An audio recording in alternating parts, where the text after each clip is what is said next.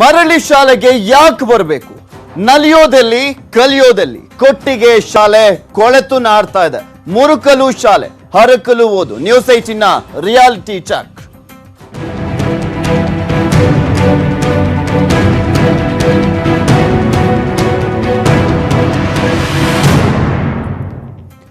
ಹರಕಲು ಓದು ಮುರುಕಲು ಶಾಲೆ ಅಭಿಯಾನವನ್ನ ಮಾಡ್ತಾ ಇದೆ ನ್ಯೂಸ್ 18 ಕನ್ನಡ. ಮೆಗಾ ಅಭಿಯಾನಕ್ಕೆ ಮಹಾ ಪ್ರಶಂಸೆ ವ್ಯಕ್ತವಾಗ್ತಾ ಇರುವಂತದ್ದು. ಯಾಕೆಂದ್ರೆ ನಮ್ಮ ರಾಜ್ಯದಲ್ಲಿ ಸರ್ಕಾರಿ ಶಾಲೆಗಳ ಪರಿಸ್ಥಿತಿ ಇವತ್ತು ಯಾವ ರೀತಿಯಾಗಿದೆ ಅನ್ನೋದನ್ನ ನ್ಯೂಸ್ 18 ಕನ್ನಡ ಏನಾಗ್ತಾ ಇದೆ ಅನ್ನೋದನ್ನ ತೋರಿಸ್ತಾ ಇದೆ. ಸರ್ಕಾರಿ ಶಾಲೆಗಳ ನಿಜ ಸ್ಥಿತಿಯನ್ನ ಬಿಚ್ಚಿಡ್ತಾ ಇದೆ ನ್ಯೂಸ್ 18. ಸರ್ಕಾರದ ಕಣ್ತೆರೆಸುವಂತ ಕೆಲಸವನ್ನ ಮಾಡ್ತಾ ಇದೆ. ಬೆಳಗ್ಗೆ 8ರಿಂದ ನಿರಂತರವಾಗಿ ನ್ಯೂಸ್ 18 ಅಭಿಯಾನವನ್ನ ಮಾಡ್ತಾ ಇರುವಂತದ್ದು. ಪ್ರತಿ ಜಿಲ್ಲೆಯ ಸರ್ಕಾರಿ ಶಾಲೆಯ ನಿಜ ಸ್ಥಿತಿಯನ್ನ ಅನಾವರಣ ಮಾಡ್ತಾ ಇದ್ದೀವಿ. ಯಾವ್ಯಾವ ಜಿಲ್ಲೆಯಲ್ಲಿ ಎಂತಹ ಒಂದು ದುಸ್ಥಿತಿ ಇದೆ ಅನ್ನೋದನ್ನ ನ್ಯೂಸ್ 18ನ ಮೆಗಾ ಅಭಿಯಾನಕ್ಕೆ ಮಹಾ ಪ್ರಶಂಸೆ ವ್ಯಕ್ತವಾಗ್ತಾ ಇದೆ ಜನರಿಂದ.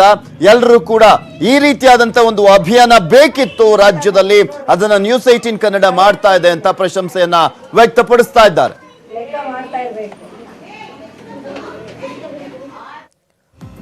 ಕೊಡಗು ಜಿಲ್ಲೆಯಲ್ಲಿ ಹರಕಲು ಓದು ಮುರುಕಲು ಶಾಲೆ ಅಭಿಯಾನದಲ್ಲಿ ನಾವೊಂದು ಸ್ಥಿತಿಯನ್ನ ತೋರಿಸ್ತೀವಿ. ಶಾಲೆಯ ದುಸ್ಥಿತಿ ಯಾವ ರೀತಿಯಾಗಿದೆ ಅಂತ. ಇಂದೋ ಅಥವಾ ನಾಳೆನೋ ಅನ್ನೋ ಹಾಗಾಗ್ಬಿಟ್ಟಿದೆ ಈ ಸರ್ಕಾರಿ ಶಾಲೆಗಳ ಸ್ಥಿತಿ. ಅಲ್ಲಿಗೆ ಹೋದಂತ ಮಕ್ಕಳು ವಾಪಸ್ ಬರ್ತಾರೋ ಇಲ್ವೋ ಅನ್ನುವ ಭಯ ಕೂಡ ಶುರುವಾಗ್ಬಿಡುತ್ತೆ ಪೋಷಕರಿಗೆ. ಯಾಕೆಂದ್ರೆ ಒಂದ್ ಕಡೆ ಈ ಸರ್ಕಾರಿ ಶಾಲೆಗಳಿಗೆ ಹೋಗೋದಕ್ಕೆ ಮೂಗು ಮುರಿತಾ ಇರುವಂತಹ ಸಂದರ್ಭದಲ್ಲೇ ಈ ರೀತಿಯಾಗಿರುವಂತಹ ಶಾಲೆಗಳ ದುಸ್ಥಿತಿಯನ್ನ ನೋಡಿದ್ರೆ ಯಾರು ತಾನೇ ಕಳಿಸೋದಕ್ಕೆ ಇಷ್ಟಪಡ್ತಾರೆ? ಆಗಿದ್ದ ಮೇಲೂ ಕೂಡ ಕಳಿಸ್ತಾ ಇರುವಂತಹ ಸಂದರ್ಭದಲ್ಲಿ ಅಟ್ಲೀಸ್ಟ್ ಸರ್ಕಾರ ಈಗಾದ್ರೂ ಎಚ್ಚೆತ್ಕೊಳ್ಬೇಕಲ್ವಾ? ಒಟ್ಟು 161 ಶಾಲೆಗಳು ಸಾವು ಬದುಕಿನ ಅಂಚಿನಲ್ಲಿವೆ. ಇಂದೋ ನಾಳೆನೋ ಬೀಳುವಂತ ಪರಿಸ್ಥಿತಿಯಲ್ಲಿ ಕೊಡಗಿನಲ್ಲಿ 161 ಶಾಲೆಗಳಿರುವಂತದ್ದು. ಇನ್ನೊಂದು ಮಳೆ ಬಂದ್ರೆ, ಮೊದ್ಲೇ ಮಳೆ ಸುರಿತಾ ಇರುತ್ತೆ, ಎಡೆಬಿಡದೆ ಕೊಡಗಿನಲ್ಲಿ ಮಳೆ ಸುರಿತಾ ಇರುತ್ತೆ. ಇನ್ನೊಂದು ಎಲ್ಲಾದ್ರೂ ಜೋರಾಗಿ ಮಳೆ ಬಂದ್ರೆ ಮುಗೀತು, ಶಾಲೆಗಳು ನೆಲಸಮ ಆಗೋದಂತೂ ಗ್ಯಾರಂಟಿ. ಮಡಿಕೇರಿಯ 39, ವಿರಾಜಪೇಟೆಯ 88 ಶಾಲೆಗಳು, ಈ 2 ತಾಲೂಕುಗಳಲ್ಲಿ ಇಂತಹ ದುಸ್ಥಿತಿಯಲ್ಲಿ ಇರುವಂತಹ ಒಂದು ಶಾಲೆಗಳು, ಸರ್ಕಾರಿ ಶಾಲೆಗಳು. ಸೋಮವಾರಪೇಟೆ ತಾಲೂಕಿನ 34 ಶಾಲೆಗಳು ಶಿಥಿಲಾವಸ್ಥೆಯಲ್ಲಿದ್ದಾವೆ. ಈ ಪೈಕಿ 108 ಶಾಲೆಗಳ ದುರಸ್ತಿಗೆ ಸರ್ಕಾರ ಹಣವನ್ನ ನೀಡಿದೆ. 108 ಶಾಲೆಗೆ 2,85,00,000 ರೂಪಾಯಿ ಅನುದಾನವನ್ನ ನೀಡಲಾಗಿರುವಂತದ್ದು. ಸರ್ಕಾರ ಹಣವನ್ನ ಬಿಡುಗಡೆ ಮಾಡಿದ್ರೂ ಕೂಡ ದುರಸ್ತಿ ಕಾರ್ಯ ಮಾತ್ರ ಆಗಿಲ್ಲ. ಎಸ್, ಒಂದು ಗಾದೆ ಮಾತಿದೆಯಲ್ಲ, ದೇವ್ರು ಕೊಟ್ರು ಪೂಜಾರಿ ಕೊಡಲ್ಲ ಅನ್ನೋ ರೀತಿಯಲ್ಲಿ ಹಣ ಬಿಡುಗಡೆ ಮಾಡಿದ್ರು ಕೂಡ ಅಧಿಕಾರಿಗಳು ಅಲ್ಲಿ ದುರಸ್ತಿಯನ್ನ ಮಾಡ್ಲಿಕ್ಕೆ ಮಾತ್ರ ಇಲ್ಲಿ ಬೇಜವಾಬ್ದಾರಿ. ಮಳೆಯಿಂದಾಗಿ ಶಾಲೆಗಳ ಚಾವಣಿಗಳೇ ಹಾಳಾಗೋಗಿದ್ದಾವೆ. ನಿಮ್ಗೆ ಆ ಒಂದು ದೃಶ್ಯಾವಳಿಗಳನ್ನ ಕೂಡ ತೋರಿಸ್ತಾ ಇದೀವಿ.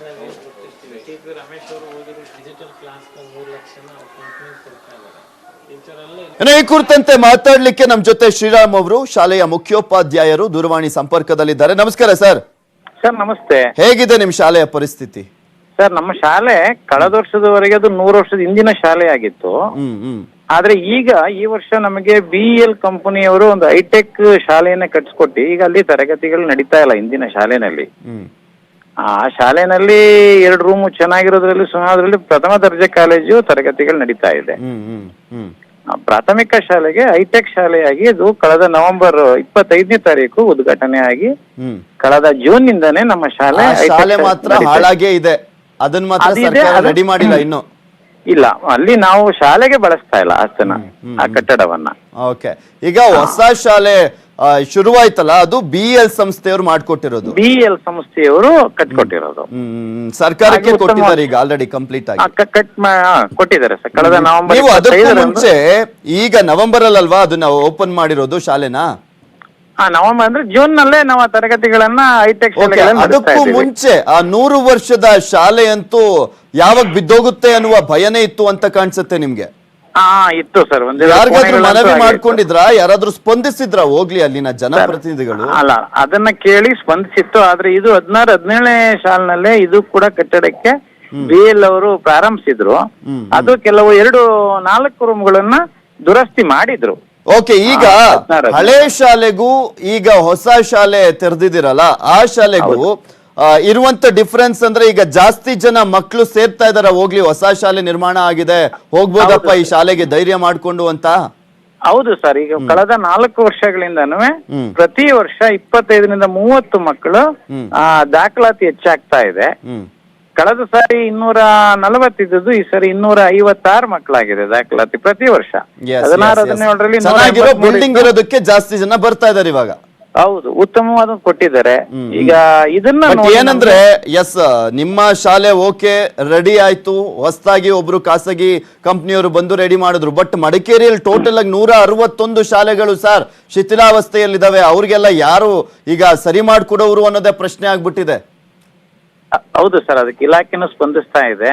ಸಾಕಷ್ಟು NGOಗಳ ಜೊತೆ ಸಂಪರ್ಕ ಇದ್ದಾರೆ, ಮಾಡ್ತಾ ಇದ್ದಾರೆ. ಥ್ಯಾಂಕ್ ಯು ಶಿವರಾಮ್ ಅವರೇ, ನ್ಯೂಸ್ 18 ಕನ್ನಡದ ಜೊತೆ ಮಾತನಾಡಿದ್ದಕ್ಕೆ.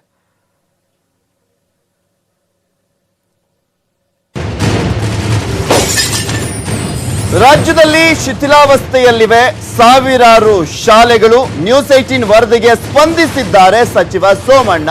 ವಸತಿ ಸಚಿವರಾಗಿರುವಂತಹ ಸೋಮಣ್ಣ ಅವರು ಇದಕ್ಕೆ ಸ್ಪಂದಿಸಿರುವಂತದ್ದು. ಶಾಲೆಗಳ ಅಭಿವೃದ್ಧಿಯ ಬಗ್ಗೆ ಕ್ಯಾಬಿನೆಟ್ ನಲ್ಲಿ ಪ್ರಸ್ತಾಪ ಮಾಡ್ತೀನಿ ಅಂತ ಹೇಳಿದ್ದಾರೆ. ವಸತಿ ಸಚಿವರಾಗಿರುವಂತಹ ಸೋಮಣ್ಣ ಶಾಲೆಗಳ ಅಭಿವೃದ್ಧಿಗೆ 550 ಕೋಟಿ ಬಿಡುಗಡೆ ಮಾಡಲಾಗಿದೆ. ಅವುಗಳ ಅಭಿವೃದ್ಧಿಗೆ ಎಲ್ಲ ಕ್ರಮ ಕೈಗೊಳ್ಳಲಾಗುತ್ತೆ. ಇದು ಕೇವಲ ಭರವಸೆ ಆಗಬಾರ್ದು ಸೋಮಣ್ಣ ಅವರೇ, ಮುತುವರ್ಜಿ ವಹಿಸಿ ಅದು ಎಲ್ಲೆಲ್ಲಿ ಯಾವ್ಯಾವ ರೀತಿಯಾಗಿ ನಾವೇ ಅಂಕಿಅಂಶಗಳನ್ನ ಕೊಡ್ತಾ ಇದೀವಿ. ನೀವು ಕೂಡ ಮತ್ತೊಮ್ಮೆ ವರದಿಯನ್ನ ತರಿಸ್ಕೊಂಡು ಅಲ್ಲಿ ಏನೇನಾಗಬೇಕು ಮಾಡಿಕೊಡಿ. ಇವತ್ತು KDP ಮೀಟಿಂಗ್ ಇದೆ. ಬೋಪಯ್ಯನವರು ಇದ್ದಾರೆ, ಅಪ್ಪಚ್ಚೂರು ಇದ್ದಾರೆ, ಸುಬ್ರಹ್ಮಣ್ಯಂ MLAಗಳು MLCಗಳು ಎಲ್ಲ ಇದ್ದಾರೆ. ಮಾತನಾಡ್ತೀವಿ. ಸರ್ಕಾರ ಈಗಾಗಲೇ ಅದಕ್ಕೆ 500 ಕೋಟಿ ರೂಪಾಯಿನ ನಾವು ಕ್ಯಾಬಿನೆಟ್ ಬಿಡುಗಡೆ ಮಾಡಿ 200-300 ಕೋಟಿ ರೂಪಾಯಿನ ಎಜುಕೇಷನ್ ಡಿಪಾರ್ಟ್ಮೆಂಟ್ಗೆ ನಾವು ಬಿಡುಗಡೆ ಮಾಡಿದ್ದೀವಿ. ಎಷ್ಟು ಹಣ ಬಂದಿದೆ ಅಥವಾ ಈ ಜಿಲ್ಲೆಗೆ ಎಷ್ಟು ಬಂದಿದೆ ಏನು ಅನ್ನೋದನ್ನ ಮಾಹಿತಿಯನ್ನು ಅಲ್ಲೇ ತರಿಸಿ ಅಲ್ಲೇ ಮಾತಾಡ್ತೀವಿ. ಇವತ್ತು KDP ಇವೆಷ್ಟೇವರೆಗಿನ ಸುದ್ದಿ ನೋಡ್ತಾರೆ ನ್ಯೂಸ್ 18 ಕನ್ನಡ. ಜಾಲ ನಮ್ಮದು, ಬಲ ನಿಮ್ಮ.